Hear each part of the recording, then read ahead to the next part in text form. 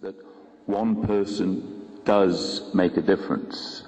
We often think that, these massive corporations are too big to challenge, but that's not true. Corinne is making a major impact. She's got them worried.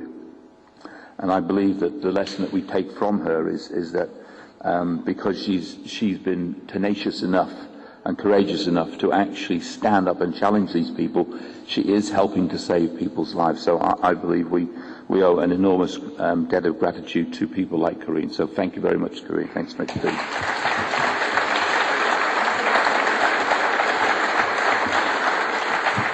And obviously, we'll have the opportunity at the very end of the day. We've just got two more presentations for you today. The next speaker, he doesn't need to be introduced. We all know Brian.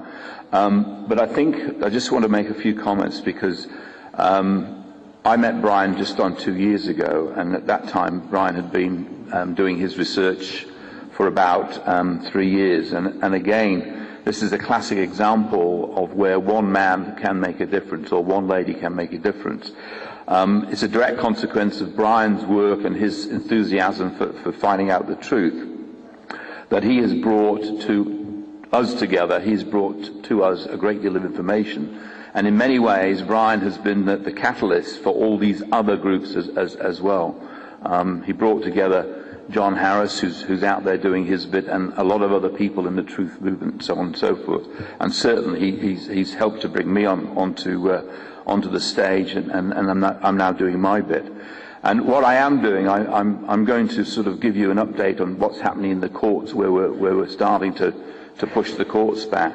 But before I give you that insight, what I'd like to do is I'd like to ask Brian to come on the stage and bring us up to date with the battle, as it were. So welcome, Brian Gerrish.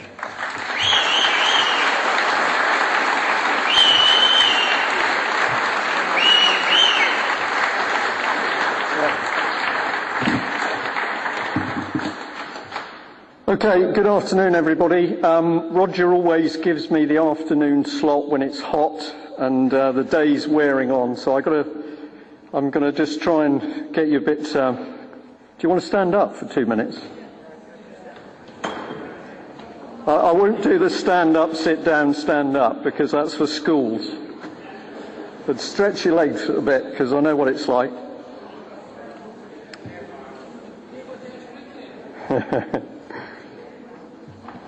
Right, okay, well, perhaps a bit unusually for me, I actually think things are going extremely well at the moment.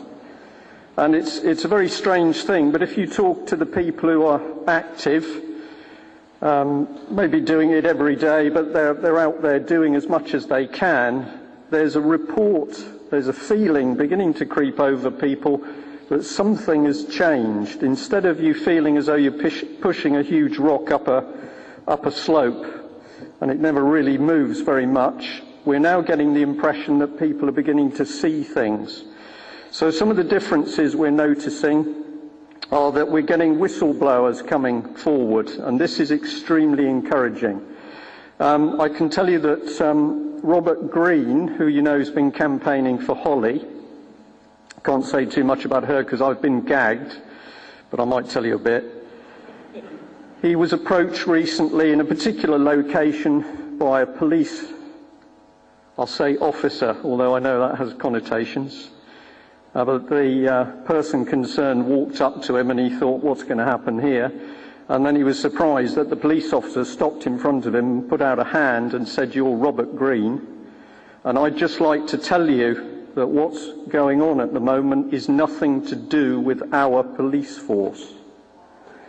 And basically, that police officer shook his hand, and Robert said that was something that was absolutely fantastic, because of course what it told him at a stroke was that there are perfectly good people out there in the police force, and it's obvious that some of them not only know what is going on around the Holly Gregg case, and I imagine further afield, but they are not prepared to put up with it. So I think that was a wonderful sign that the truth is beginning to spread out there.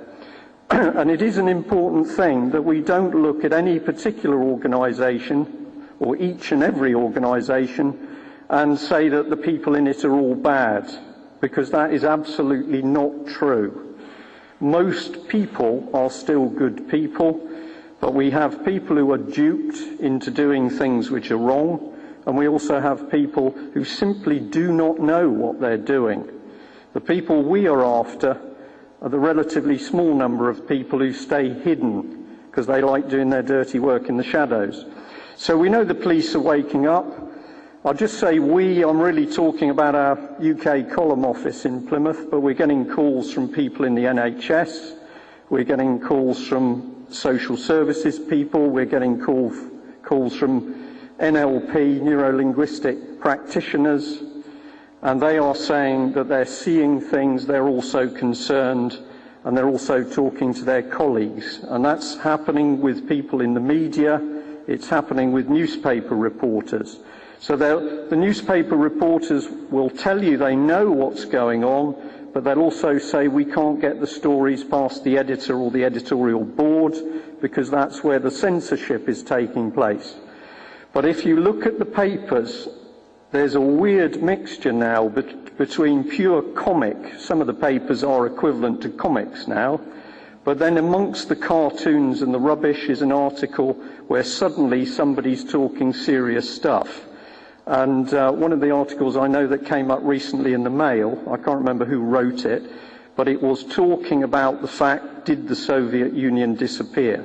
What had happened to all the journalists and media people? They'd disappeared or been murdered.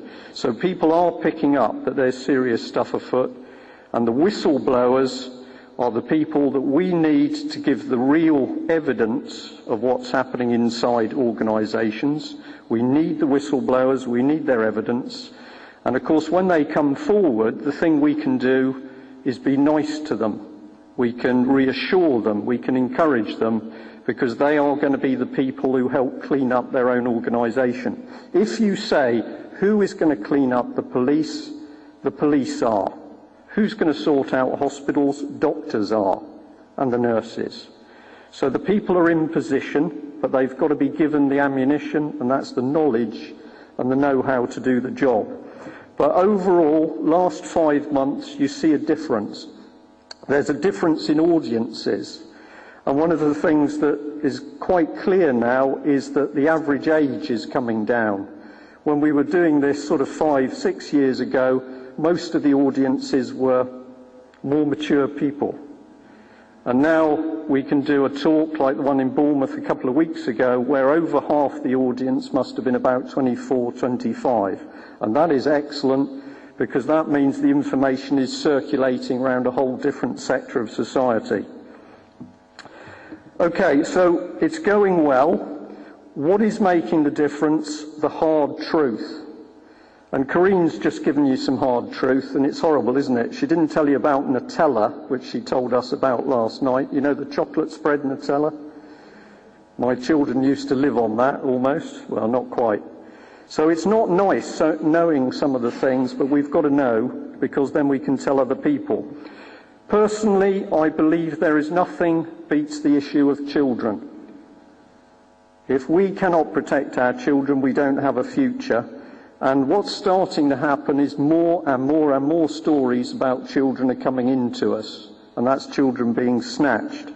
I've been in and out of the room because we've been assisting a lady over the last month and a bit. She ran away from the Isle of Wight in order to stop her 10-year-old daughter being taken by Isle of Wight social services. Why? Because the girl had started to talk about sexual abuse, who was abusing her. There's a trail of cover-up from the police to social services. Having taken the girl first to Spain and then to Gibraltar, Isle of Wight social services, obviously desperate for money, flew a team of 3 out there. There was a judge, probably specially appointed, to deal with the case, and they spent a packet to take the girl away from the mother, which they have just done. The mother has no idea where the girl is. She hasn't spoken to her for over 4 weeks now. She's very worried about her safety. And yesterday, the mother's bank account, which is her fighting fund, has been frozen. Since she's not committed any offence, that is an offence in itself.